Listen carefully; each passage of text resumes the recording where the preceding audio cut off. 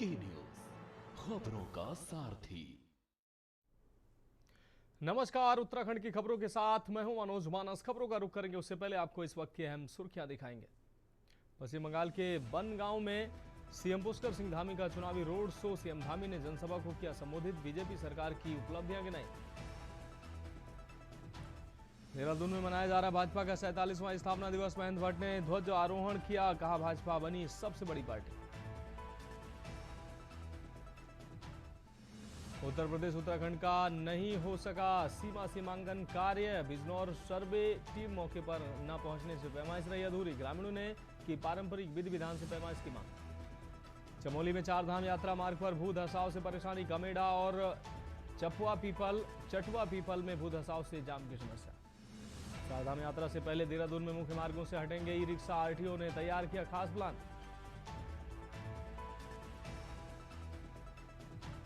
और देहरादून में गैस कालाबाजारी पर प्रशासन सख्त। डोईवाला और विकासनगर में 9 घरेलू सिलेंडर जब्त। घरेलू सिलेंडर का हो रहा था व्यवसायिक उपयोग। आप देख रहे हैं की न्यूज, खबरों का सारथी। और अब खबरें विस्तार से। हम खबर से बुलेटिन की शुरुआत करेंगे। खबर देहरादून से है, जहां पीआरडी स्वयं सेवकों का धरना आखिरकार समाप्त हो गया है। सचिवालय में आयोजित बैठक में मंत्री रेखा आर्य के साथ हुई वार्ता के बाद स्वयंसेवक धरना खत्म करने पर स्वयंसेवकों ने सहमति जताई। बैठक में 365 दिन रोजगार, होमगार्ड के समान मानदेय और डीए समेत कई अन्य मांगों पर चर्चा करते हुए मंत्री ने कैबिनेट में प्रस्ताव लाकर मांगे पूरी कराने का आश्वासन दिया। उन्होंने खिलाड़ियों को आउट ऑफ टर्न नौकरी और स्पोर्ट्स यूनिवर्सिटी से जुड़े मुद्दों पर भी तेजी से कार्रवाई के निर्देश दिए हैं।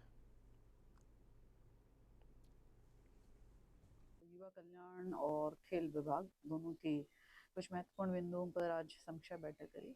यदि मैं बात करती हूँ युवा कल्याण की, तो हमारे कुछ पीआरडी जवान जो है कल मेरे से मिलने आए थे। उन्होंने अपने धरना प्रदर्शन जो वो कर रहे हैं उसको लेकर उन्होंने विषय रखा। उसी विषय को लेकर मैंने आज बैठक भी आमंत्रित करी थी, जिसमें उनके मुख्य बिंदु थे कि हमें जो है होमगार्ड की तर्ज पर हमारे को भी जो है वह उनका वेतनमान भी और उनका जो है उनका डीए भी होमगार्ड की तर्ज पर जो है उनको दिया जाए।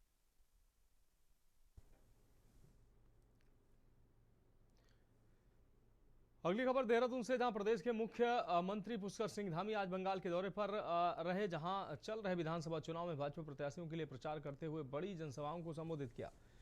बड़ी सभाओं को संबोधित करेंगे। सीएम समर्थकों का कहना है कि मुख्यमंत्री धामी बंगाल की विभिन्न विधानसभा क्षेत्रों में भाजपा प्रत्याशियों को चुनावी सफलता दिलाने में ब्रह्मास्त्र साबित होंगे। भाजपा के प्रदेश प्रवक्ता कमलेश रमन ने कहा कि मुख्यमंत्री धामी ने देवभूमि की विशिष्ट पहचान बनाई है, जिसकी प्रशंसा विभिन्न राज्यों के लोग करते हैं।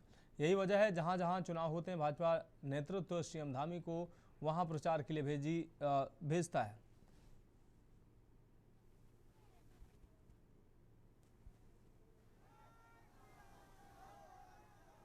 बिल्कुल, बहुत खुशी की बात है, क्योंकि माननीय मुख्यमंत्री जी ने उत्तराखंड को एक नई पहचान के साथ साथ ऐतिहासिक निर्णय लेने का भी काम किया है। तो जाहिर सी बात है कि अन्य प्रदेश जहां जहां पर भी चुनाव होता है, माननीय पुष्कर सिंह धामी जी की मांग होती है और वो वहां जनसभाओं को संबोधित भी करते हैं, वहां के लोगों से अपील भी करते हैं।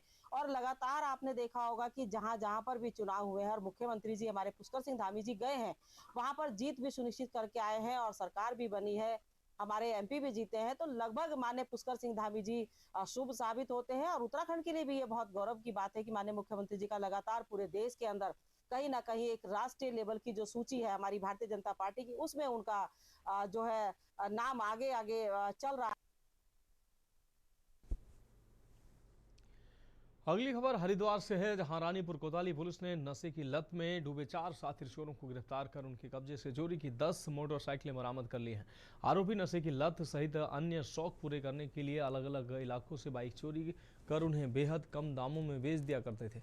पुलिस की इस कार्रवाई को क्षेत्र में सक्रिय चोर गिरोह पर बड़ा प्रहार माना जा रहा है। एसएसपी नवनीत सिंह भुल्लर ने प्रेस कॉन्फ्रेंस में बताया कि उत्तराखंड पुलिस ऐप पर दर्ज एफआईआर के आधार पर रानीपुर, सिटकुल और आसपास क्षेत्रों में सक्रिय इस गैंग पर नजर रखी जा रही थी। लगातार मिल रही शिकायतों के बाद पुलिस ने रणनीति बनाकर इस गिरोह को दबोच लिया। फिलहाल बरामद मोटरसाइकिलों के असली मालिकों की पहचान की जा रही है, साथ ही आरोपियों के आपराधिक इतिहास को भी खंगाला जा रहा है।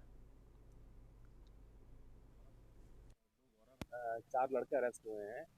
ये विपिन है, नितिन है और एक गौरव पुत्र मांगेराम है और गौरव पुत्र सुरेश है। तो ये 20-22 साल के लड़के हैं, चारों अलग अलग जगह के रहने वाले हैं, लक्सर, मंगलौर और उत्तर प्रदेश से भी हैं। तो इसमें इनकी कस्टडी से 10 मोटरसाइकिलें मिली हैं जो कि इन्होंने चोरी करी थी और यहाँ पे एक छुपा के रखी थी, जो इनके द्वारा फिर बाद में जैसे शुरू में जब पकड़ा गया फिर पूछताछ में इन्होंने जगह बताई, वहाँ से रिकवर हुई है।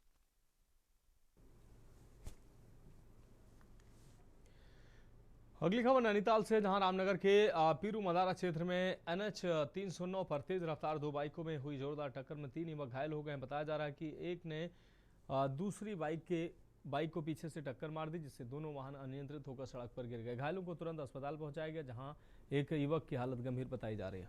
पुलिस ने एक बाइक पर सवार रोहित और राजेश की उम्र करीब 17 वर्ष बताई, जो मालधन क्षेत्र के निवासी बताए गए। वहीं दूसरी बाइक पर सरताज उम्र 23 वर्ष निवासी शक्तिनगर रामनगर ग्रीनफील्ड स्कूल पीरू मदारा से वॉलीबॉल खेलकर लौटते समय दोस्त राजेश को छोड़ने उसके घर जा रहा था। संयुक्त चिकित्सालय के डॉक्टर हर्ष ने बताया कि तीनों घायलों का इलाज किया गया है। वहीं गंभीर घायल राजेश को प्राथमिक उपचार के बाद हायर सेंटर रेफर किया गया। एक आरटीआई केस था, 108 लेके आई थी। एक का नाम सरताज था, एक का नाम राजेश था, एक का नाम रोहित था। राजेश के तो पैर में फ्रैक्चर है तो उसको हमने हायर सेंटर रेफ़र किया है, और जो सिर में भी चोट है तो एक सिटी हेड के लिए भी लिखा है और सुशीला तिवारी रेफ़र किया है। बाकी जो 2 लोग हैं, एक का नाम सरताज है और एक का नाम रोहित है, उन दोनों को भी चोटें आई है। एक्सरे लिखा है लेकिन हायर सेंटर रेफ़र नहीं किया है। वो एक्सरे करा के एक बार सुबह सर्जिकल ओपीडी में दिखा लेंगे अपने आपको ना। हल्द्वानी के बाग जाला गांव में विकास कार्यों पर वन विभाग द्वारा लगाए जा रहे अवरोधों के खिलाफ आज ग्रामीणों ने जोरदार प्रदर्शन किया। अखिल भारतीय किसान महासभा के नेतृत्व में बड़ी संख्या में लोग DFO तराईपुर कार्यालय पहुंचे और अपनी मांगों को लेकर धरना दिया। प्रदर्शन के दौरान ग्रामीणों ने वन विभाग और सरकार के खिलाफ नारेबाजी करते हुए आरोप लगाया है कि बाग जाला गांव जो आज़ादी से पहले बसा हुआ है, वहां विकास कार्यों पर अनावश्यक रोक लगाई जा रही है। प्रदर्शनकारियों ने कहा कि सड़क, बिजली, पानी, सिंचाई, नहरों और जल जीवन मिशन जैसी योजनाएं ठप पड़ी हैं, जिससे ग्रामीणों को भारी दिक्कतों का सामना करना पड़ रहा है। से हमारा मामला यह है कि हमारे गांव का विकास नहीं हो पा रहा है। हमारे जितने भी हमको जहां से भी एड मिली थी, पैसा मिला था, उन विभागों का पैसा सब रुक गया है, जिसको हम चाह रहे हैं कि वो बाहर निकले। और फॉरेस्ट विभाग से हमारा निवेदन है कि DFO साहब अपने कर्मचारियों को ये आदेश दें कि सड़क का कार्य शुरू किया जाए। जो पैसा हमारा आया है, जिसमें पैसा खर्च होना था, वो नहीं हो पा रहा है। सर, हम गांव बागजाला से आए हैं जो गोलापार में है, और विगत 1.5 वर्ष से हम लोग इसी धरने पर अपना मांगों को लेकर बैठे हुए थे। तो कई दिनों से हम लोगों से कहा गया था कि आपका ये जो भी मांगे हैं वो हम आपकी कर देंगे, और जो भी है जुमलेबाजी दी गई थी।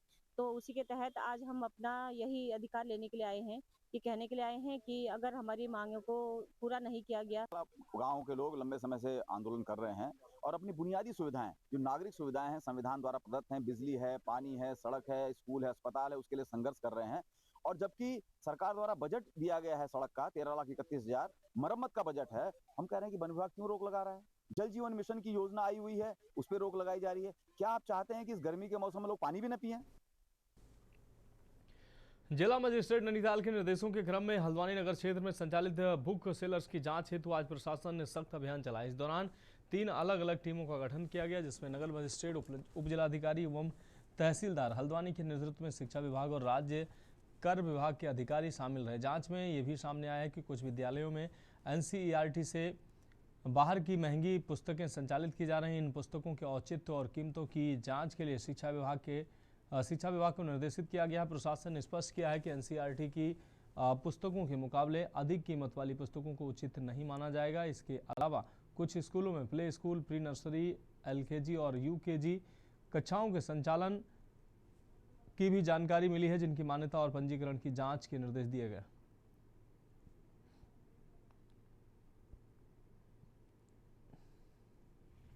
देखिए, पूर्व में जनवरी माह में एक डिटेल SOP निजी विद्यालयों के लिए निर्गत की गई थी, और उसके बाद एक वर्कशॉप भी इनके साथ आयोजित की गई थी, और उसमें भी SOP के पालन के लिए सभी को कहा गया था। उसके पालन की स्थिति जानने के लिए DM साहब के निर्देश के क्रम में 3 टीमें बनाकर नगर क्षेत्र और उसके आसपास जितने भी बुक सेलर्स हैं उनकी जांच की गई।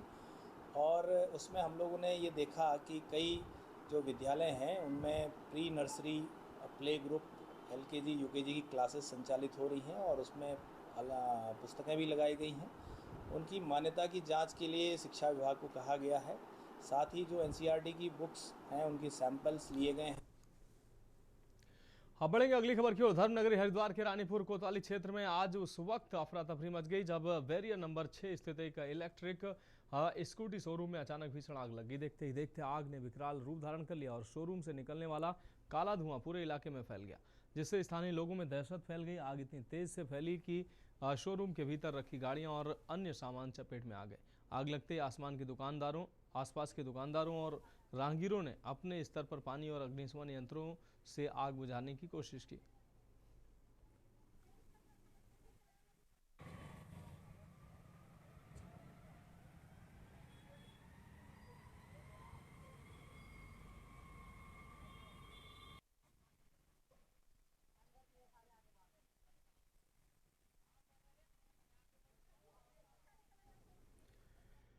उधम सिंह नगर जिले के खटीमा ब्लॉक से एक बड़ी खबर सामने आई। यहां अपनी लंबित मांगों को लेकर आंगनबाड़ी कार्यकर्तियों ने सरकार के खिलाफ मोर्चा खोल दिया है। मानदेय में बढ़ोतरी और राज्य कर्मचारी का दर्जा देने जैसी मांगों को लेकर कार्यकर्तियां ब्लॉक मुख्यालय पर धरने पर बैठ गईं। उनका साफ कहना है कि यदि उनकी मांगें पूरी नहीं होती तो आंदोलन अनिश्चितकाल के लिए जारी रहेगा। मानदेय बढ़ाया जाए। हमारा मानदेय एक मजदूर के बराबर भी नहीं है, तो हम ये चाहते हैं कि हमारा केवल एक ही मांग है, हमारा मानदेय बढ़ाया जाए जिससे हम अपनी आजीविका चला सके। हम अनिश्चितकालीन धरने पर बैठे रहेंगे जब तक सरकार हमारी मांगों को पूरी नहीं करेंगे। बहुत असर पड़ेगा। हम लोग जो है, अगर सरकार हमारी नहीं सुनेगी तो हम भी नहीं सुनेंगे। हम भी अपना जो है, जो हमारा है, हम अपने हिसाब से हम भी करेंगे। सर, हमें सरकार ने बहुत मजबूर कर दी है, क्योंकि हम लोग इतने परेशान हो गए हैं कि 9,000 में कोई अपनी गृहस्थी नहीं चला सकता। इसलिए हमें मजबूर होकर आज सड़कों में उतरना पड़ा, क्योंकि हमें ये दुख की बात है हमारे लिए, हमारे उत्तराखंड के हमारे मुख्यमंत्री जी हमारे खुद खटीमा क्षेत्र के हैं और हम भी खटीमा ब्लॉक से हैं। हमारे मुख्यमंत्री जी होते हुए हमारे लिए कुछ नहीं सोच रहे हैं, लेकिन हम अपने मुख्यमंत्री जी से कहना चाहते हैं हमारी ओर थोड़ी सी नजर रखें, क्योंकि हमारा मानदेय ना करके हमें वेतनभोगी बनाया। रामनगर में गैस वितरण व्यवस्था को लेकर विवाद लगातार गहराता जा रहा है। उपभोक्ताओं की बढ़ती नाराजगी के बीच यूथ कांग्रेस की जिला अध्यक्ष सुमित लोहनी ने गैस एजेंसी प्रबंधन पर गंभीर आरोप लगाए हैं। सोमवार को कार्यकर्ताओं के साथ एजेंसी परिसर पहुंचकर उन्होंने विरोध प्रदर्शन करते हुए धरना दिया।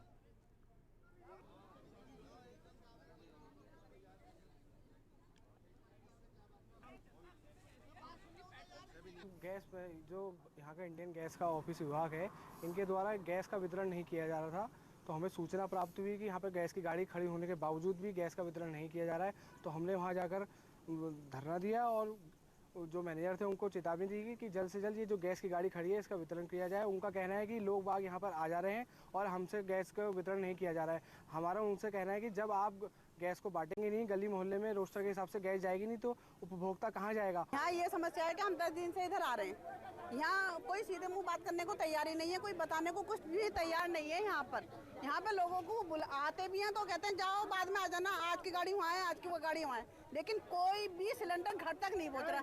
यहाँ पूरी काला बाजारी चल रही है। 9-9 बजे लो ये गेट खुला रहता है ऑफिस का, कोई एक सिलेंडर किसी को देने को तैयार नहीं। सारे ये ब्लैक में जा रहे हैं, 2-2, 3-3 हज़ार में रोज की रोज गाड़ी की गाड़ी वहीं जा रही है। ऑफिस में कार्यालय में आके बहुत भीड़ लगा रहा है, हमारे साथ हो गया, हमारे स्टाफ के साथ बहुत ज़्यादा बदतमीजी कर रहा है। इस वजह से जो है हमारे डिलीवरी मैन खुद जो है वो आज के डेट में जो है वो सुरक्षित महसूस नहीं कर पा रहे। डिलीवरी मैन से लेकर मेरा पूरा स्टाफ हो गया, हम खुद इतना प्रेशर में आ चुके हैं कि अब आप ये लगाइए कि कस्टमर जो है धमकियां तक दे रहे हैं हमें। अब हम ऐसे में कैसे काम कर पाएंगे मेन। और हमारा सभी उपभोक्ताओं से भी कहना है कि हम जो है पूर्ण प्रयास कर रहे हैं कि अब जो है प्रॉपर रूप से गाड़ी भेजेंगे साइड में, लेकिन उसमें जो है सभी को सहयोग करना पड़ेगा, तभी जो है ये काम जो है सुचारू रूप से हो पाएगा। खबरों में वक्त एक ब्रेक का है, जल्द हाजिर होंगे। ब्रेक के बाद उत्तराखंड की खबरों में एक बार फिर से आपका स्वागत है। बढ़ेंगे अगली खबर की ओर। राज्य में होने जा रहे चुनावी साल में धामी सरकार एक्शन में है। पहले धामी सरकार ने बीते दिनों कैबिनेट विस्तार किया, जिसमें 5 विधायकों को मंत्री पद से नवाजा। इसके बाद धामी सरकार ने दायित्वों की गठरी खोली और उसमें पार्टी के कई कार्यकर्ताओं को सौगात दी।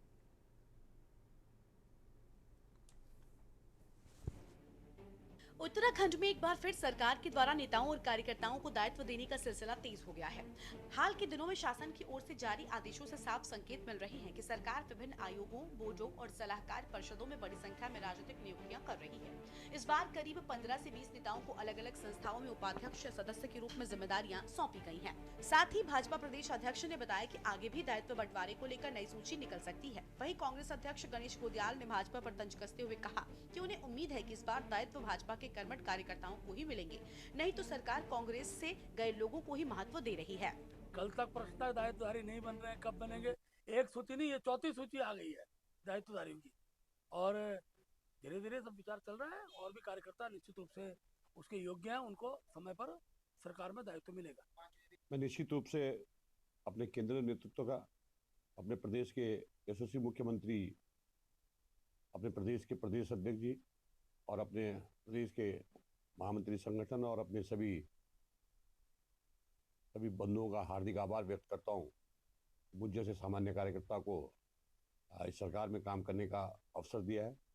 मैं पूरा प्रयास करूंगा, जो युवा कल्याण विभाग है वो एक दूर तक, पहाड़ के छोर तक उसका स्ट्रक्चर है, उसका पूरा स्तर है, उसको कैसे और प्रभावी बनाया जा सके और कैसे वो पूरे उत्तराखंड के अंदर किस तरह से उसमें अच्छे तरीके से काम हो सके। कि अगर वो पद पहले से हैं, इस प्रकार के पद पहले बांटे जाने चाहिए थे, इन्होंने क्यों नहीं बांटे, इनको पूछा जाना चाहिए। और जो बांटे जा रहे हैं उनमें अभी पता नहीं चला है कि मैंने उसको अभी देखा नहीं है कि किसको बांटे, क्या बांटे। मैं बहुत दिनों से पहाड़ के दौरे पे हूँ, लेकिन निश्चित रूप में मैं उम्मीद करता हूँ कि सही पद बटे होंगे। भारतीय जनता पार्टी के कर्मठ कार्यकर्ताओं को उन पदों का लाभ मिल रहा होगा। मैं उम्मीद करता हूं कहीं ऐसा ना हो कि जिस प्रकार मंत्रिमंडल में कांग्रेस पृष्ठभूमि के लोगों को वरीयता दी जा रही है, तो उम्मीद करता हूं कि कम से कम वहां तो भाजपा के साथ जो पदाधिकारी हैं, उनके पहले के पुराने कार्यकर्ताओं के साथ न्याय होना चाहिए। गौरतलब है कि लंबे समय से कई नेता दायित्व मिलने की प्रतीक्षा कर रहे थे। अब सरकार के द्वारा नियुक्त किए गए पदाधिकारी अपने क्षेत्रों में कार्यभार संभालकर सरकार की योजनाओं को लागू करने में जुट जाएंगे। ये देखना दिलचस्प होगा कि ये नए नियुक्त पदाधिकारी अपनी जिम्मेदारियों को किस प्रकार निभाते हैं और राज्य के विकास में किस तरह का योगदान देते हैं। वहीं विपक्षी दलों का मानना है कि चुनाव आने से पहले कम समय के लिए बांटे गए दायित्व सिर्फ भाजपा का चुनावी एजेंडा है, ताकि अपने लोग खुश हों और जनता के पैसे की बर्बादी न हो। अब दायित्व बंटवारे को लेकर आरोप प्रत्यारोप के तीर भी तेजी से चलने शुरू हो गए हैं। देखिए, अतिरिक्त भार तो मुझे लगता है कि नहीं पड़ता यदि ये समय पर बांट दिए जाते। आज इनको याद आया है, जब चुनाव नजदीक आने वाले हैं तो कहीं ना कहीं ये इन पदों को, इन दायित्वों को इस्तेमाल करने की कोशिश कर रहे हैं।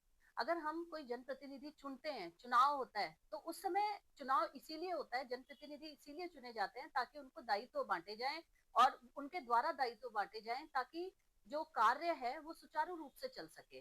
तो इनसे सवाल तो ये बनता है कि पिछले 4 सालों से ये कर क्या रहे थे? जिन जगहों पे आज दायित्वधारी बिठाए गए हैं, यानी कि वो आज तक जो है वो खाली चल रहा था। अगर प्रदेश के विकास के लिए बांटे गए, आम जनता की समस्याओं का समाधान के लिए बांटे गए हैं, सरकार पर दबाव बनाने तो अच्छी बात है। और पद बांटे गए अपने में रहेंगे और जनता को कुछ लाभ नहीं होगा तो कोई फायदा नहीं उसका। ये तो अपने आप को संतुष्ट करना हुआ, अपने आप की गरिमा, व्यक्तिगत लोगों की इमेज बढ़ाने के लिए बीजेपी कर रही है। अब बीजेपी सत्ता में है, केंद्र भी है, स्टेट में भी है, तो उनको तो बढ़ चढ़ कर इससे जनता की समस्या समाधान करना चाहिए, संघर्ष करना चाहिए। पद बांट रहे हैं, पद बांटने से आम जनता को क्या लाभ है? आप कुछ भी करें न करें, जब पार्टी आपके सत्ता में है, पद बांटे न बांटे, तो वर्कर का अधिकार होता है, उसके पास सरकार की जिम्मेदारी होती है, उसको काम करने की दिशा में कोई काम किस क्षेत्र में नहीं है ना। मुझे लगता है कि विनाश काले विपरीत बुद्धि कांग्रेस के नेतागण जिस तरीके से बयान देने का काम करते हैं, वो अपनी, जब उनकी सरकार थी वो इतिहास देखने का काम नहीं करते। 2002 में जब कांग्रेस की सरकार बनी, 370 से ऊपर यानी कि 400 के लगभग लाल बत्तियां बांटने का काम स्वर्गीय नंदन तिवारी जी ने किया। तो उस वक्त कांग्रेस के नेताओं के मुंह में शायद दही जमी थी, तब नहीं बोल पाए कुछ भी कि किसको मिल रहा है किसको नहीं मिल रहा। 2012 में एक बार फिर 3 दिन पहले जब 2017 में चुनाव विधानसभा की घोषणा होने वाली थी, उससे एक हफ्ता पहले कांग्रेस के लोगों ने लोगों को दायित्व देने का काम किया है। उत्तराखंड की राजनीति में दायित्वों का विषय नया नहीं है। राज्य गठन के बाद पहली निर्वाचित सरकार के दौरान भी इस तरह की नियुक्तियां काफी चर्चा में रही थी। उस समय नारायण दत्त तिवारी की नेतृत्व वाली सरकार पर यह आरोप लगा था कि बड़ी संख्या में राजनीतिक दायित्व बांटे गए। उस दौर में कहा गया कि तिवारी सरकार ने 200 से अधिक नेताओं को विभिन्न पदों पर दायित्व दिया था। हालांकि बाद में सालों में सरकारें बड़े पैमाने पर दायित्व बांटने से बचती रही हैं। इसके पीछे राजनीतिक आलोचना और वित्तीय भार जैसे कारण बताए जा रहे हैं। एक बार फिर उत्तराखंड में दायित्वों को लेकर चर्चाएं तेज हो गई हैं। धामी सरकार के मौजूदा कार्यकाल में कितने नेताओं को दायित्व दिए गए, ये राजनीतिक हलकों में चर्चा का विषय है। अनुमान लगाया जा रहा है कि अब तक करीब 80 नेताओं को विभिन्न आयोगों, बोर्डों और परिषदों में जिम्मेदारियां दी जा चुकी हैं। माना जा रहा है कि आने वाले समय में दायित्वों की सूची और लंबी हो सकती है। Uttarakhand desk report. तो फिलहाल उत्तराखंड की खबरों में अभी के लिए मेरे साथ इतना ही। मुझे दीजिए इजाजत और आगे आप देखिए के न्यूज इंडिया का विशेष कार्यक्रम मंथन हमारे प्रधान संपादक दुर्गेन चौहान जी के साथ।